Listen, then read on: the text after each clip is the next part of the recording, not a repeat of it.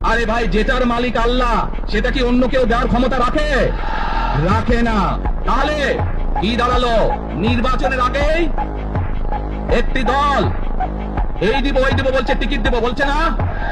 যেটার মালিক মানুষ না, সেইটার কথা যদি সে বলে এক, সেরে কি করা হচ্ছে? হচ্ছে না?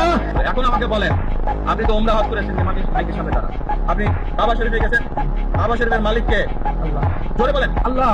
কাবা শরীফের মালিক কে? আল্লাহ। আল্লাহ। আমরা মুসলমান সবাই, এই দিন দুনিয়ার আমরা যে পৃথিবী রেখে, পৃথিবীর মালিক কে? আল্লাহ। এই সূর্য নক্ষত্র যা দেখি তার মালিক কে? আল্লাহ। বেহেশতের মালিক কে? আল্লাহ। দোজখের মালিক কে? আল্লাহ।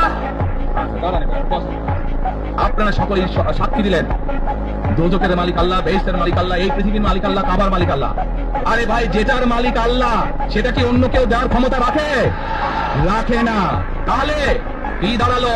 নির্বাচনের আগেই একটি দল এই দিব ওই দিব বলছে, টিকিট দিব বলছে না? যেটার মালিক মানুষ না, সেইটার কথা যদি সে বলে এক, সেরে কি করা হচ্ছে? হচ্ছে না? যার মালিক আল্লাহ, যার অধিকার শুধু আল্লাহর একমাত্র, সবকিছুর অধিকার উপরে আল্লাহর অধিকার।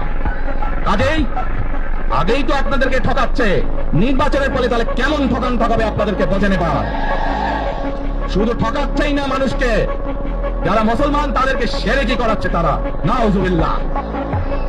প্রিয় ভাই বোনেরা, কেউ কেউ বলে অমুককে দেখেছে, অমুককে দেখেছে, এবার একে দেখেন।